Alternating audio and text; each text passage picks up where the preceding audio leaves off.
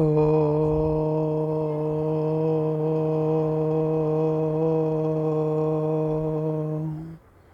శ్రీ గురుభ్యో నమః. అందరికీ నమస్కారం.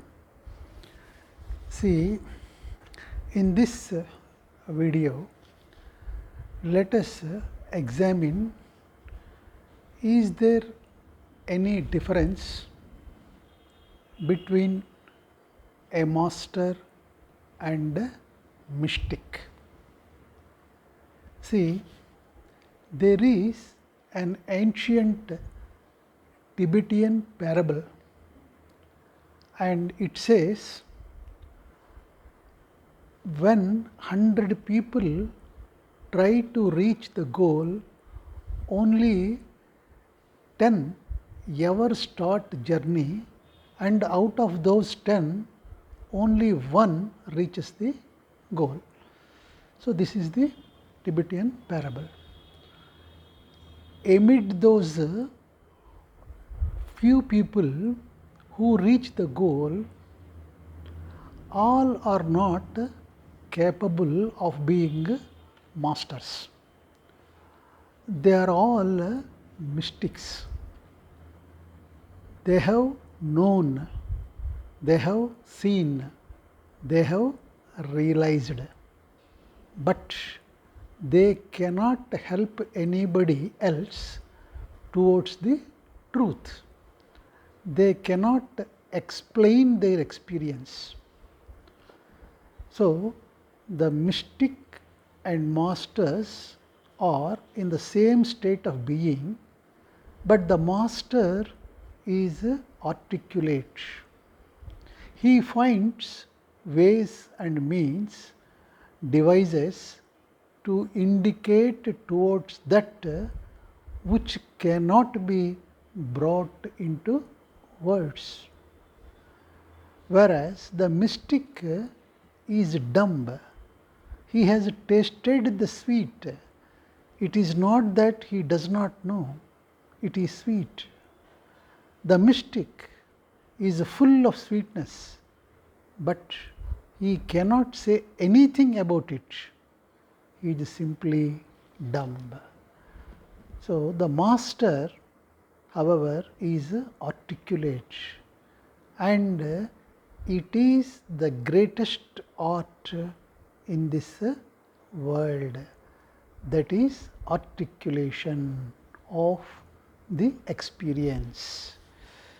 So it is like this: the painter brings something of beauty on the canvas.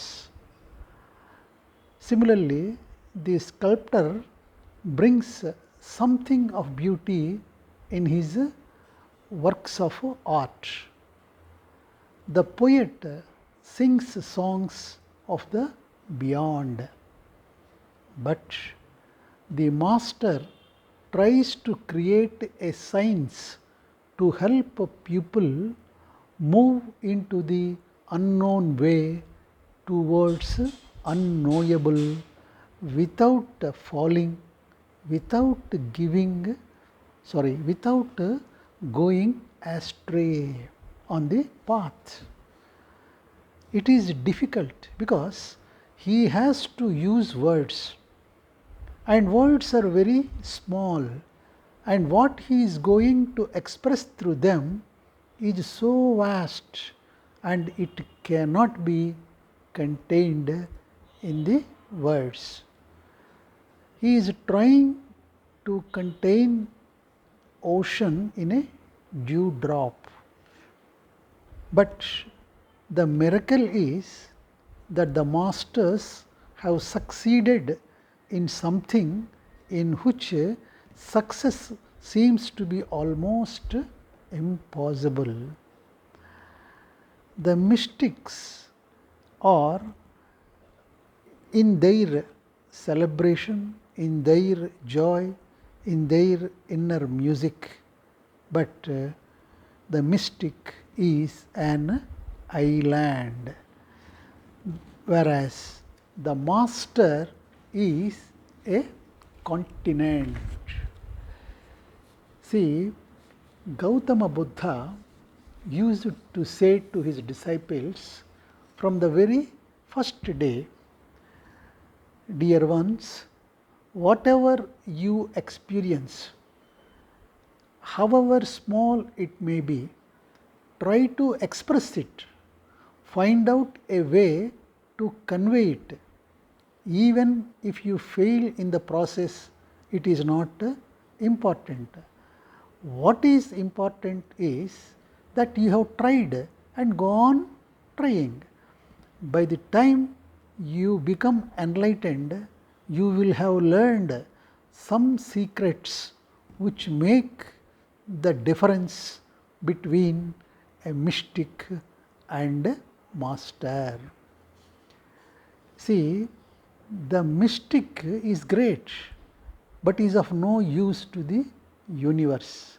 He is fulfilled, he has arrived home, he has dissolved his ego, he has become part of the universe.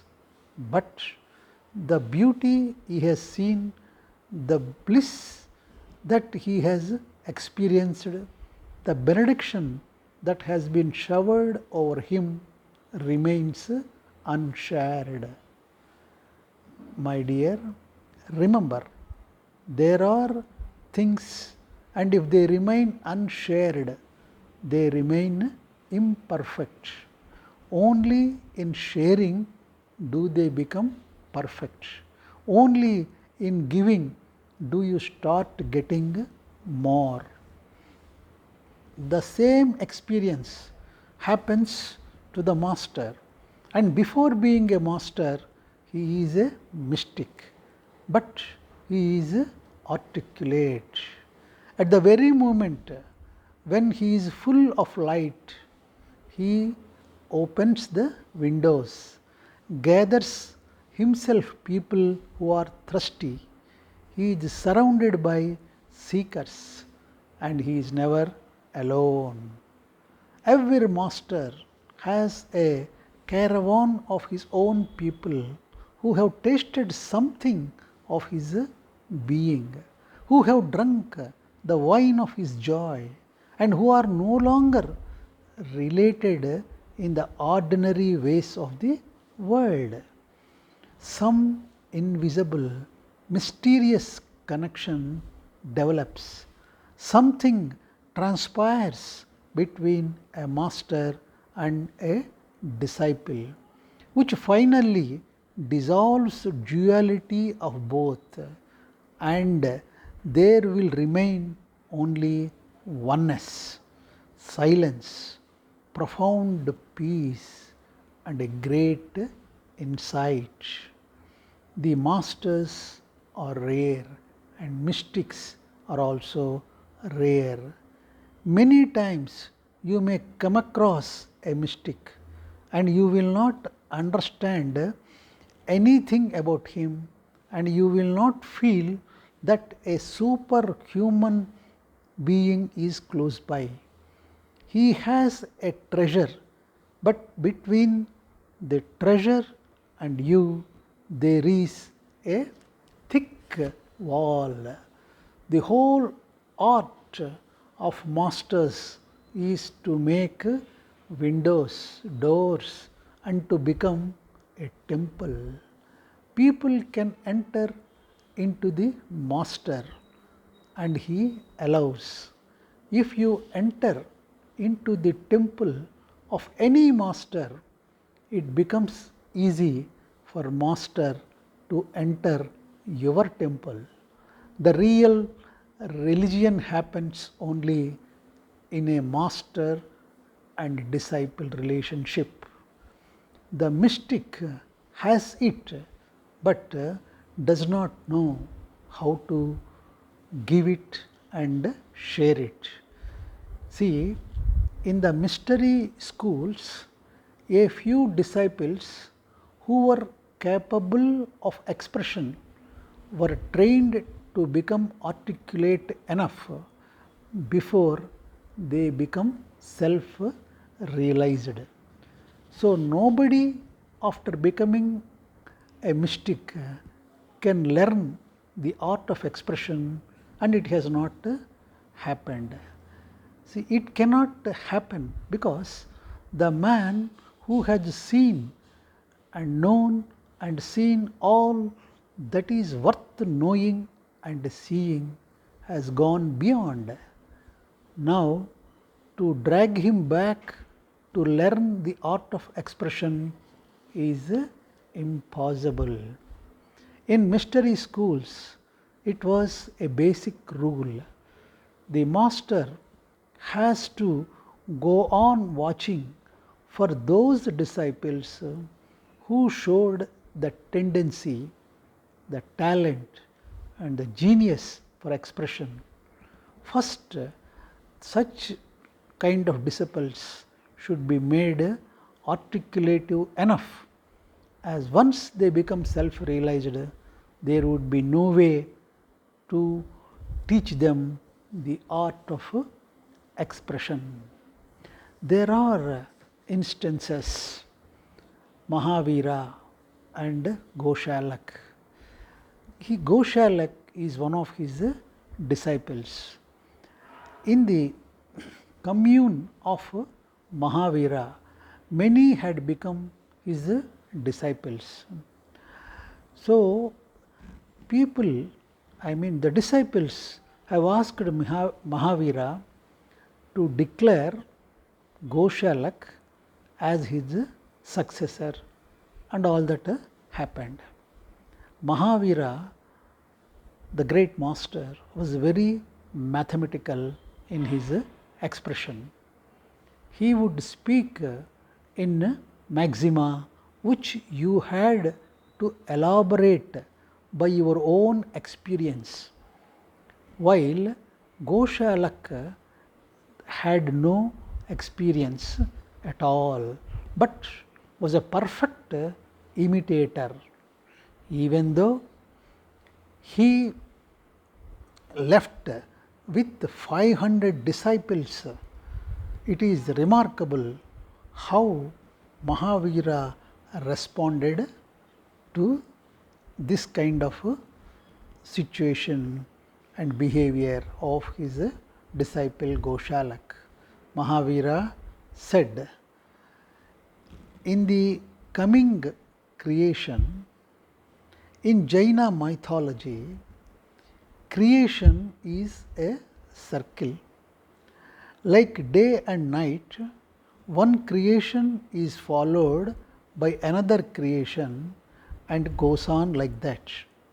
It is simply an autonomous process. Everything in existence goes on creating itself again and again. As everything moves in circles, each circle has 24 Tirthahankaras, that is great masters. So, there are people who can speak beautifully about the unknown, but if you are alert, you can see that their words are empty and they don't touch your heart, they don't stir your being.